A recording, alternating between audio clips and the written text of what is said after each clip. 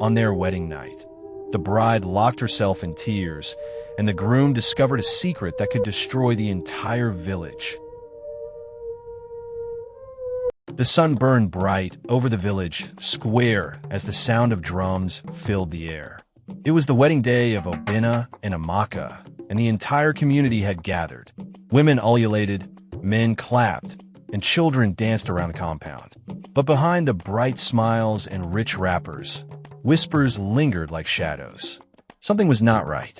Obinna's friends noticed his eyes darting nervously, and Amaka's mother kept adjusting her head tie with shaking hands. No one said it out loud, but everyone felt it. Tonight, something would happen that would shake the whole village forever. As the drums thundered, Chief Okafor, Amaka's father, stepped into the center of the square. His Iziagu shirt shimmered in the sun, and his gold-tipped walking stick struck the ground with authority. Today, he declared, his voice booming, "My daughter joins with Obinna, son of Nadi. May their union bring honor to our families and blessings to this land." The villagers cheered, dust rising beneath their bare feet. Obinna forced a smile, but inside his chest tightened. He had heard the rumors, the whispers that followed Amaka like a shadow. She was beautiful, yes. She was graceful, yes. But the old women in the market often exchanged looks whenever her name was mentioned. No one dared speak it openly, but Obinna had heard enough to make his heart uneasy. He turned his head slightly and caught sight of Mama Grace, Amaka's mother, clutching her wrapper as if hiding something within her soul. The bride, Amaka, walked gracefully into the square, beads rattling against her skin. She smiled wide, but her eyes seemed too bright, as though fighting back tears. Everyone clapped as the kola nut was presented, the wine was passed, and the dancing began. But as Amaka handed Obinna the traditional cup of palm wine, her hands trembled ever so slightly. Obinna noticed it. The elder noticed it. And in that trembling hand lay the first sign of the secret that would soon break the night. The music grew louder, drums echoing like thunder across the hills. But Obinna's mind was no longer in the rhythm. He could not ignore what he had just seen. Each time Amaka smiled at him, the corners of her lips seemed to falter too quickly, like a mask that slipped when no one was watching. He leaned closer to her, his voice low. "Why do your hands shake, Amaka?" She laughed too fast, brushing away. "It is nothing, only the excitement of marriage." But Obinna was not convinced. His eyes searched hers, dark brown against his own, and for a heartbeat, he thought he saw fear. Raw, naked fear, buried deep within. The crowd cheered again, calling for the couple to dance, but Obinna felt a weight pressing on his chest. Something was wrong. As they moved into the circle to begin their first dance, Amaka's step faltered. Her feet, usually so quick, dragged as though carrying an invisible chain. The drummer slowed, watching her stumble, and whispers rippled through the crowd like a sudden wind. Obinna reached out to steady her, but she pulled away, forcing a smile that did not reach her eyes. The sun dipped lower, painting the sky with fire, and in that moment, Obinna knew. This marriage carried a secret that could not remain buried for long. The dance ended awkwardly, with the drummers striking their last beats too quickly, as if cutting off a song before its time.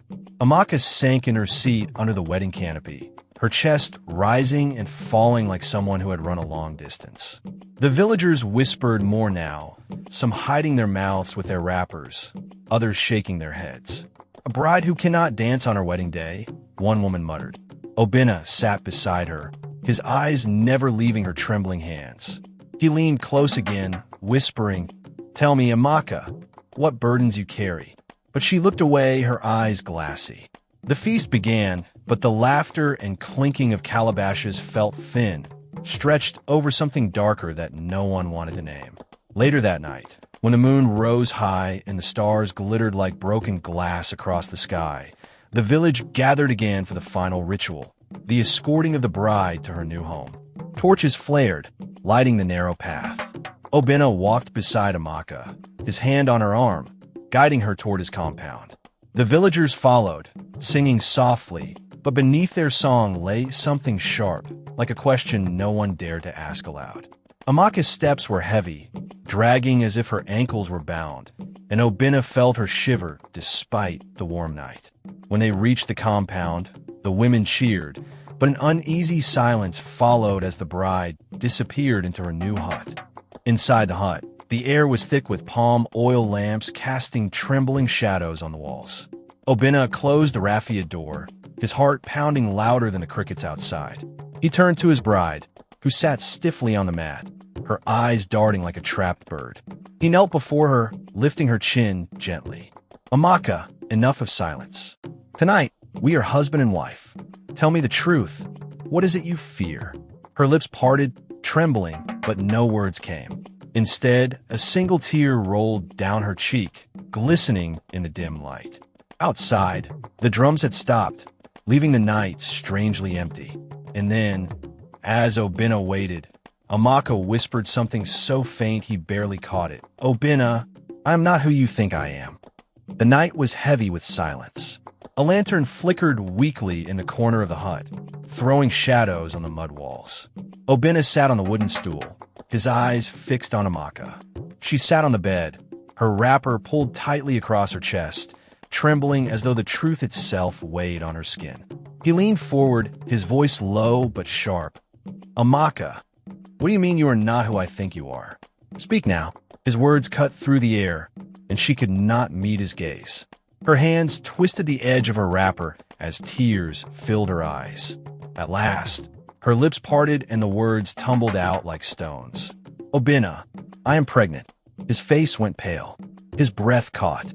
For a moment, the world seemed to stop. But the next words shattered him even more. "The child is not yours." Obinna's chest rose and fell heavily, his heart pounding as if it would burst.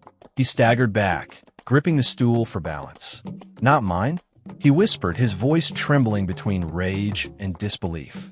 Amaka burst into sobs, collapsing to her knees before him. "I did not want this," she cried, her tears falling onto the earthen floor. "It happened before the wedding. A wealthy trader. He came to our compound one night. I screamed, I fought, but no one helped me. My parents silenced me. They said no man would marry me if the truth was known. They forced me to hide it, to marry you quickly before anyone suspected." Her voice broke into wails. The weight of her confession pressed against Obinna like a mountain. His fist clenched, his jaw tightened. The betrayal was not only hers, it was from his in-laws too. For a long time, Obinna could not speak. His mind replayed the shame, the lies, the betrayal, his wife, his in-laws, the village that would soon whisper about him. He turned toward Amaka, his eyes cold, his voice sharp as a blade. "So, I am a fool? A man led like a goat to the slaughter? Married into disgrace while you all laugh, behind my back?" Amaka reached for him, shaking her head desperately. "No, Obinna, I begged them to tell you, but they refused. I swear to you, I wanted to die rather than carry this burden. Forgive me." Her sobs filled the hut, but Obinna turned away, his chest heaving. The walls seemed to close in. He felt trapped, not by his hut, but by the web of deceit. And then, suddenly, a sharp knock rattled the wooden door. The sound echoed like thunder, snapping both of them into silence. Who could it be at such an hour? The knock came again, louder this time. Bam, bam, bam. Obinna froze, his anger momentarily swallowed by fear. Amaka scrambled to her feet, her eyes wide and wet with panic.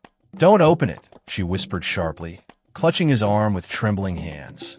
But Obinna shook her off and stormed toward the door, fury replacing hesitation. He flung it open, and there stood a tall, broad-shouldered man with a thick beard, dressed in a richly embroidered agbada that glistened even under the weak lantern light. Behind him, two young boys carried leather bags that bulged with cowries and goods. The man's eyes locked on Amaka. His lips curled into a cruel smile. "You thought you would hide from me forever?" he said, his deep voice rolling like thunder. Amaka gasped and stumbled backward, her whole body trembling. Obinna's stomach tightened. This was the man who had ruined everything.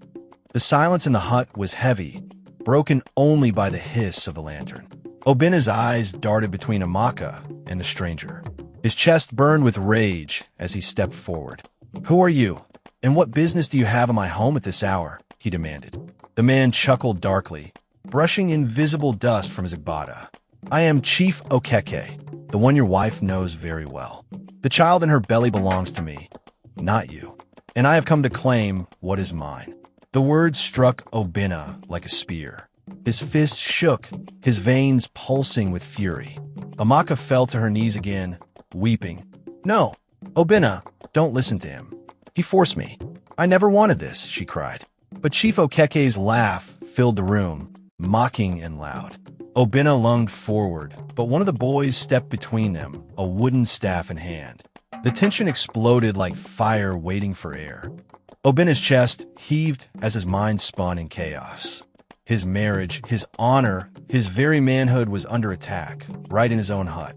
But before he could act, Amaka crawled forward, dragging herself to the feet of Chief Okeke. "Please," she begged, her voice breaking. "Do not destroy me. Do not shame me before the village. Let this child live in peace." Her plea silenced the room for a moment. Obinna's rage turned into a raw wound, his throat dry. He stared at her, betrayed yet pitying, and then back at the chief, who smirked coldly. "Shame," Okeke sneered. "The whole village will soon know. No man hides from me."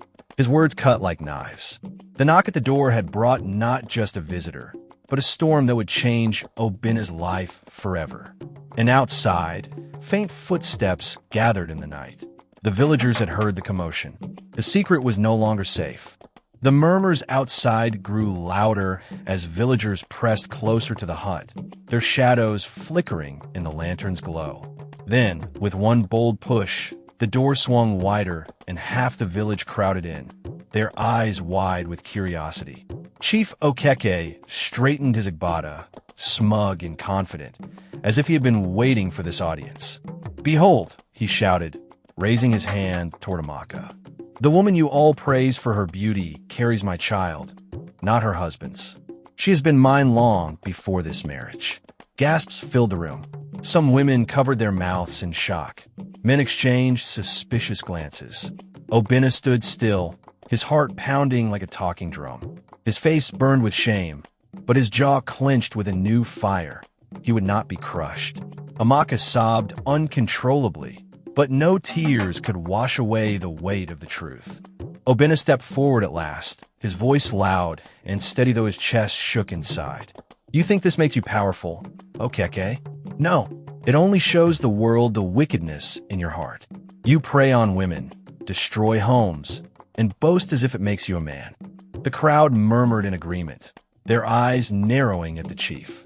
Some of the elders nodded gravely, for they had long suspected his arrogance. Okeke's smile faltered for the first time, his pride cracking under the weight of the villagers' stares. Amaka, still on her knees, looked up at Obinna in shock. He had not cast her aside. Instead, he turned his fury toward the true culprit. "I was blind," Obinna continued, voice trembling with pain. "But now the whole village sees the truth. This man is the curse, not my wife." The room erupted in voices, some demanding punishment, others calling for justice. Chief Okeke tried to speak, but the voices of the people drowned him out.